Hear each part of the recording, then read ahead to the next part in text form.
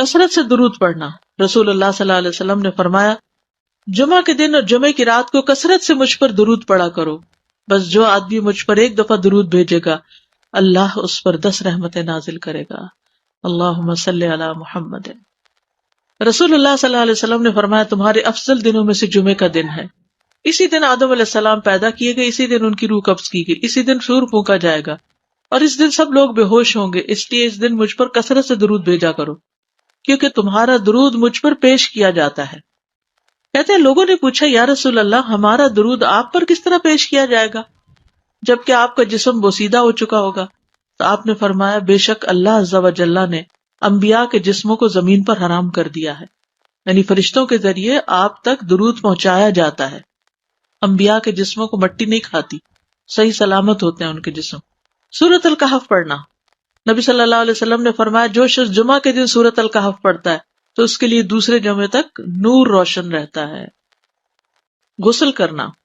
ہر بالغ پر جمعہ کے لیے جانا ضروری ہے اور ہر وہ شخص جس پر جمعہ کے لیے جانا ضروری ہے اس پر غسل ہے, یعنی اس کو لازمی غسل کرنا چاہیے اللہ یہ کہ کوئی مجبوری ہو. تو آپ اپنا اسکیجول اس طرح بنائیں نا کہ جیسے اگر آپ ہر روز نہاتے ہیں پھر تو کوئی مسئلہ نہیں, لیکن اگر آپ ایک دن چھوڑ کے ایک دن نہاتے ہیں تو آپ پھر اس طرح اسکیجول کریں کہ جیسے آپ منڈے کو نہائے, پھر وینسڈے کو نہائے, پھر جمعے کو نہائے, پھر آپ سیٹرڈے سنڈے اگر نہیں بھی نہاتے پھر منڈے. تو اس طرح آپ جمعے کو مس نہیں کریں گے. یہ نہیں کہ جمعرات کو نہا کے جمعہ کو چھوڑ دیا یا جمعہ چھوڑ کے ہفتے کو نہائے, ایسا نہیں کرنا چاہیے. علماء نے غسل کے حکم کے بارے میں اختلاف کیا. بعض تو کہتے ہیں یہ واجب ہے یعنی فرض کے درجے میں ہے, اور جمہور علماء یہ کہتے ہیں کہ مستحب ہے, پسندیدہ ہے, افضل عمل ہے. حدیث میں آتا ہے جس نے جمعے کے دن وضو کیا اس نے اچھا کیا اور جس نے غسل کیا تو یہ افضل ہے. صفائی میں مبالغہ ہوتی نا, ویکلی صفائی آپ کو کرنی ہوتی ہے, یعنی جیسے ناخن وغیرہ کاٹتے ہیں یا پھر اپنے زائد بال وغیرہ اتارتے ہیں, تو یہ سب چیزیں اگر جمعے کے دن ہو تو زیادہ بہتر ہے. نبی صلی اللہ علیہ وسلم نے فرمایا جو شخص جمعے کے دن اچھی طرح غسل کرے, اچھی طرح سنوار کر وضو کرے, اپنے بہترین لباس میں سے پہنے, یعنی جمعے کے دن باقی دنوں کی نسبت اچھا لباس پہنے, اللہ نے اس کی قسمت میں گھر والوں کی جو خوشبو لکھی ہو وہ لگا لے, یعنی گھر میں جو بھی خوشبو ہے, پھر جمعہ پڑھنے آئے تو لغو کام نہ کرے, 2 آدمیوں کے درمیان جدائی نہ کرے, یعنی 2 لوگ بیٹھے ان کے بیچ میں گھس کے بیٹھ جائے. اس جمعے اور دوسرے جمعے کے درمیان کے پورے ہفتے کے گناہ معاف کر دیے جاتے ہیں. پھر مسواک کرنا. جمعے کی سنتیں بتاتے ہوئے آپ نے فرمایا اور تم پر مسواک کرنا لازم ہے. اچھا لباس پہننا. نبی صلی اللہ علیہ وسلم نے فرمایا اگر ممکن ہو تو جمعہ کے لیے اپنے کام کاج کے کپڑوں کے علاوہ 2 کپڑے اور بنا رکھنے میں کیا حرج ہے. اسپیشل ڈریس رکھے جو جمعے کو ہی پہن لیں. خوشبو لگانا, یعنی خوشبو لگائے, حدیث میں آتا ہے چاہے وہ عورت کی خوشبو سے ہو, یعنی آپ کی اپنی نہیں بیوی کی خوشبو پڑی ہو وہی لگا لو, لیکن لگاؤ. تیل لگانا. جو شخص جمعہ کے دن غسل کرے اور جس قدر ممکن ہو پاکیزگی حاصل کرے اور اپنے تیل میں سے تیل لگائے یا اپنے گھر کی خوشبو میں سے خوشبو لگائے, پھر نکلے کہ 2 آدمیوں کے درمیان تفریق نہ کرے, جتنی مقدرہ نماز پڑھ لے, اور جب امام بات کرے تو خاموش رہے. اس جمعے سے لے کر دوسرے جمعے تک اس کے گناہ بخش دیے جاتے ہیں. جمعہ کا وقت. سورج ڈھلتے ہی جمعہ پڑھنا. سورج ڈھلتے ہی جمعہ پڑھنا. اول وقت جمعہ پڑھنا, بہت لیٹ نہیں کرنا چاہیے. ایاس بن سلمہ بن اکوع اپنے والد سے روایت کرتے ہیں, انہوں نے کہا کہ ہم رسول اللہ صلی اللہ علیہ وسلم کے ساتھ جمعے کی نماز پڑھ کر واپس لوٹتے تھے تو دیواروں کا سایہ اتنا نہیں ہوتا تھا کہ ان سے اپنے آپ کو سایہ مہیا کیا جا سکے, یعنی ابھی سورج بہت تھوڑا ڈھلا ہوتا تھا. ہاں گرمی کی شدت میں تاخیر کی اجازت ہے. مسجد میں داخلہ. مسجد کی طرف جلدی نکلنا. تحیت المسجد ادا کرنا. عمر بن دینار کہتے ہیں انہوں نے جابر رضی اللہ عنہ کو کہتے ہوئے سنا کہ ایک شخص جمعہ کے دن مسجد میں داخل ہوا اس حال میں کہ نبی صلی اللہ علیہ وسلم خطبہ دے رہے تھے, تو آپ نے فرمایا کیا تم نے نماز پڑھی؟ اس نے کہا نہیں. تو آپ نے فرمایا کھڑے ہو 2 رکعتیں پڑھو. اب یہ بڑا اہم مسئلہ ہے, مسجد میں داخل ہو چاہے خطبہ ہو رہا ہو 2 رکعت پڑھے بغیر نہ بیٹھو, ٹھیک ہے. اور یہ کیا ہے دراصل تحیت المسجد, یہ جمعے کی سنتیں نہیں ہیں, یہ کیا ہے تحیت المسجد ہے, اور مختصر پڑھی جائیں. یعنی امام جب خطبہ دے رہا ہو تو چاہیے کہ 2 رکعتیں پڑھے اور دونوں میں اختصار کرے. نماز سے قبل ہلکا بنانے کی ممانعت. مثلا آپ جلدی چلے گئے تو یہ نہیں کہ ایک گروپ بنا کے آپس میں گپ شپ شروع کر دیں, نہیں, سیدھے ہی لائنوں میں بیٹھیے. انتظار کا وقت کیسے گزاریں گے؟ نفل پڑھ کے بیٹھ گئے, ذکر اذکار کریں, قبلے کی طرف رخ کر کے لائنوں میں بیٹھیں، حلقہ نہیں بنائیں، بیٹھ کے خرید و فروخت نہیں کریں، تاخیر سے آنے پہ گردنیں پھلانگ کے نہ آگے جائیں۔ رسول اللہ صلی اللہ علیہ وسلم نے فرمایا ٹیک لگا کے مت کھاؤ، یہ عام ایک ادب بتایا، یعنی اس طرح ٹیک لگا کے نہیں کھاؤ، کھانے کے وقت سیدھے ہو جاؤ۔ چھنے ہوئے آٹے کی روٹی نہ کھاؤ، میدا۔ مسجد میں کوئی جگہ مقرر نہ کرو کہ یہ میری جگہ ہے، آپ کیوں آج یہاں کھڑی ہو گئی، کہ تم اسی میں ہی نماز پڑھو۔ کچھ لوگ ہوتے ہیں نا آ کے مخصوص جگہ ہی پڑھتے ہیں، اگر کوئی اور وہاں ہو جائے ڈسٹرب ہو جاتے ہیں۔ اور جمعہ کے دن لوگوں کی گردنیں نہ پھلانگو، ورنہ اللہ تمہیں قیامت کے دن لوگوں کے لیے پل بنا دے گا۔ کیونکہ بہت اذیت کی بات ہے نا، اب بیٹھے ہیں لوگ باقاعدہ بعض اوقات کندھوں پہ ہاتھ رکھ کے اس کو تنگ کر اس کو تنگ کر، تو یہ نہیں کرنا چاہیے۔ اگر آپ کو اٹھنا بھی پڑ گیا بیچ میں تو واپسی پہ پیچھے کھڑے ہو جائیے، اگلی لائن مل جائے گی۔ جی یہ تو بہت ضروری بات آپ نے کی کہ جب لوگ مسجد آئے تو پہلی صف میں بیٹھے، یہ نہیں پہلی چھوڑ کے آخری میں بیٹھ جائیں اور پھر لوگ ان کی گردنیں پلانگتے رہیں، دوسروں کے لیے فتنہ بننا۔ جابر بن عبداللہ رضی اللہ عنہ سے روایت ہے کہ جمعے کے دن رسول اللہ صلی اللہ علیہ وسلم خطبہ ارشاد فرما رہے تھے کہ ایک آدمی مسجد میں داخل ہوا، وہ قریب آ کر بیٹھنے کے لیے لوگوں کے اوپر سے گزرنے لگا۔ رسول اللہ صلی اللہ علیہ وسلم نے فرمایا بیٹھ جاؤ، تحقیق تم نے لوگوں کو تکلیف پہنچائی اور دیر سے آئے۔ یہ عربی کے الفاظ بڑے خوبصورت ہیں، اجلس فقد آذیت و آنیت، کتنی جامع زبان ہے یہ۔ اجلس فقد آذیت، تو نے اذیت دی، و آنیت، اور دیر سے آئے ہو، اس سے منع کیا گیا۔ کسی کو اس کی جگہ سے نہ اٹھانا۔ جابر رضی اللہ عنہ نبی صلی اللہ علیہ وسلم سے روایت کرتے ہیں، آپ نے فرمایا تم میں سے کوئی شخص جمعہ کے دن اپنے بھائی کو کھڑا نہ کرے کہ پھر دوسری طرف سے آ کر اس کی جگہ پہ خود بیٹھ جائے، بلکہ جو آئے وہ کہے جگہ کشادہ کرو، بھی ہمارے لیے بھی جگہ بناؤ، یہ کہے۔ خطبہ جمعہ اور اس کے آداب۔ خطبہ جمعہ کی اہمیت۔ جب اذان ہو جائے تو کیا کرے انسان؟ مسجد کی طرف دوڑ پڑے۔ تو مسجد میں جماعت تو نہیں ہو رہی ہوگی، پہلے کیا ہو رہا ہوگا؟ خطبہ ہو رہا ہوگا۔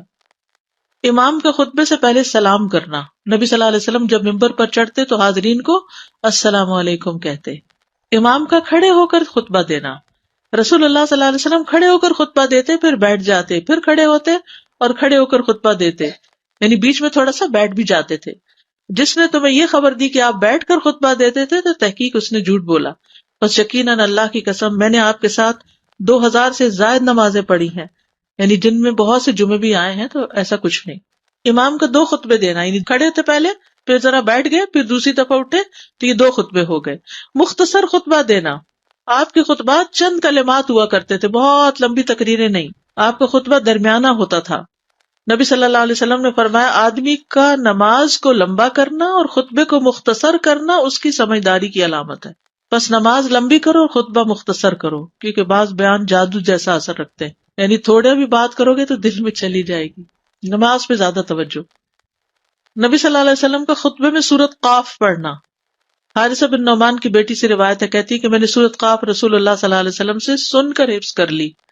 آپ ہر جمعے کو خطبے میں پڑھا کرتے تھے۔ سامعین کا امام کی طرف رخ کرنا، یعنی جمعے کے دن یہ نہیں کہ آپ کرسی لگا کے کسی اور طرف منہ کر کے بیٹھ جائیں اور جب جماعت ہو تو پھر صف میں کھڑے، نہیں، آپ صف میں بیٹھے ہو، کس طرف منہ ہو؟ قبلہ رخ ہو، امام سامنے ہی ہوگا نا قبلے کی طرف۔ ایک صحابی کہتے کہ جب آپ ممبر پہ چڑھتے تو ہم اپنے چہروں کے ساتھ آپ کی طرف متوجہ ہوتے، ادھر ادھر نہیں دیکھتے تھے خطبے کے دوران۔ امام کے قریب بیٹھنا۔ اللہ کے نبی صلی اللہ علیہ وسلم نے فرمایا ذکر میں حاضر ہوا کرو، یعنی خطبہ میں، اور امام کے قریب بیٹھا کرو، بے شک آدمی دور ہوتا رہتا ہے حتیٰ کہ وہ جنت میں بھی پیچھے ہی ہوگا اگرچہ وہ اس میں داخل بھی ہو جائے۔ تاخیر کی اتنی مذمت ہے۔ خاموشی سے خطبہ سننا، یعنی بات نہیں کرنی چاہیے، کوئی اہم بات بھی نہیں پوچھنی چاہیے۔ ابن مسعود سے روایت ہے کہ انہوں نے ابی ابن کعب سے قرآن کی کسی آیت کے بارے میں سوال کیا جبکہ اللہ کے نبی خطبہ دے رہے تھے، تو انہوں نے اعراض کیا اور کوئی جواب نہ دیا۔ پھر جب آپ نے نماز پڑھائی تو ابی کہنے لگے تمہارا جمعہ ہی نہیں ہوا۔ تو ابن مسعود نے رسول اللہ صلی اللہ علیہ وسلم سے پوچھا تو آپ نے فرمایا ابی نے سچ کہا، کوئی بات کرنے کی اجازت نہیں، یہ کہنے کی بھی کہ چپ ہو جاؤ یہ بھی اجازت نہیں۔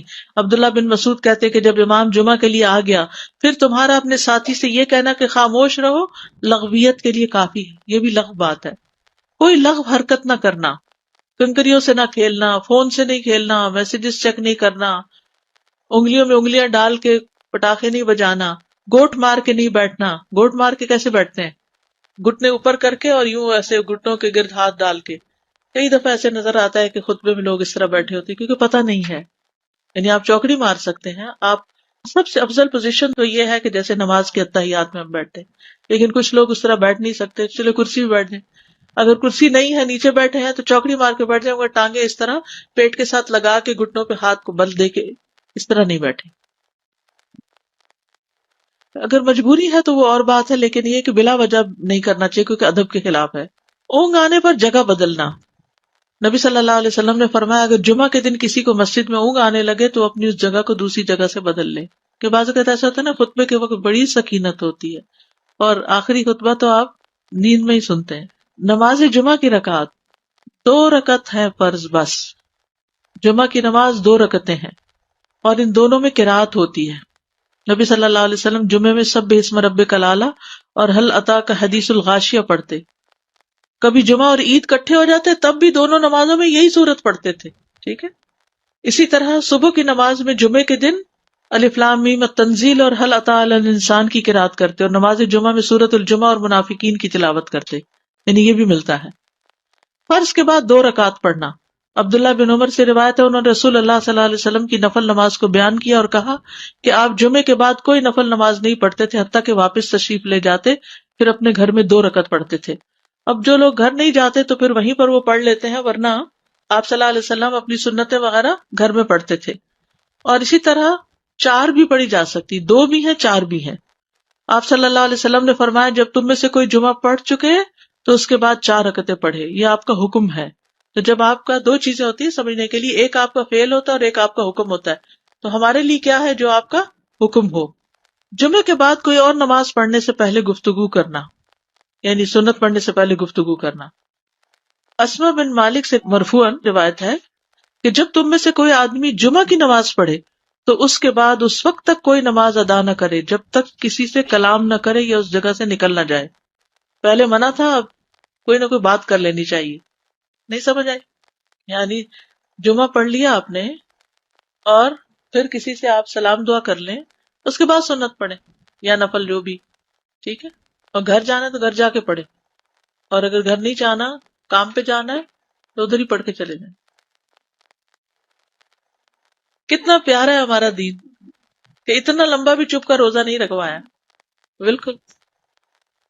عاصم سے روایت ہے، وہ ابو قلابہ سے نقل کرتے ہیں، میں نے ان کے ساتھ جمعہ کی نماز پڑھی. جب میں نے اپنی نماز پوری کر لی انہوں نے میرے ہاتھ کو پکڑا اور میری جگہ پر کھڑے ہوئے اور مجھے اپنی جگہ پہ کھڑا کیا. وہ جو ہم چینج کرتے ہیں نا جگہ، وہ اس کی بات ہو رہی ہے. یعنی جمعے کے بعد کوئی اور نماز پڑھنے سے پہلے بات بھی کر لینا، جگہ بھی تبدیل کرنا. لیکن اگر کچھ لوگ پہلے سے ہی آپ کی سنتیں شروع کر چکے اور کوئی چینج کرنے والا نہیں تو پھر پڑھ لیجیے. یعنی یہ مستحب اعمال ہیں، ان میں ایسا نہیں کہ کوئی گناہ لازم ہو جائے گا، لیکن افضل یہ ہے، افضل سے اجر زیادہ ہو جاتا ہے.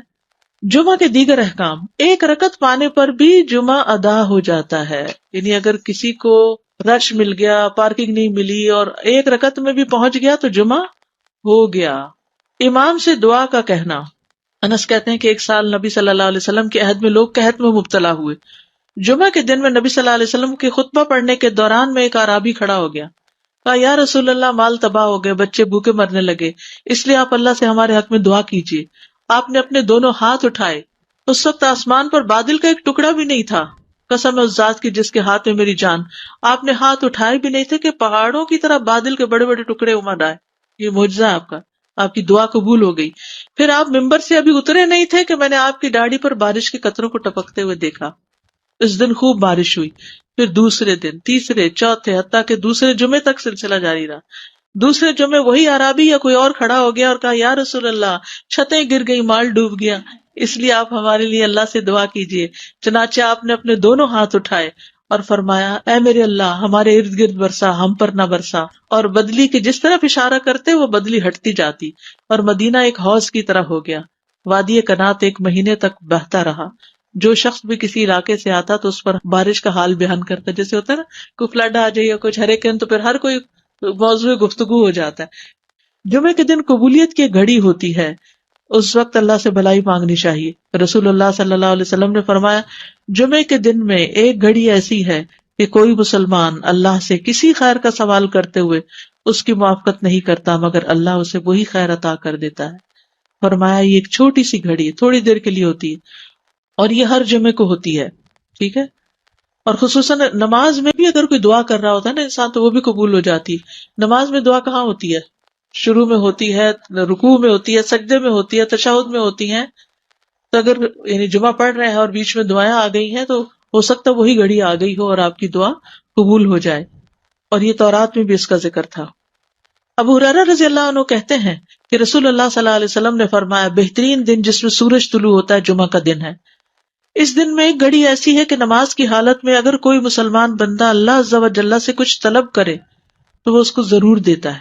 کعب نے کہا ایسا سال میں ایک مرتبہ ہوتا ہے؟ تو میں نے کہا نہیں بلکہ ہر جمعہ کو ہوتا ہے.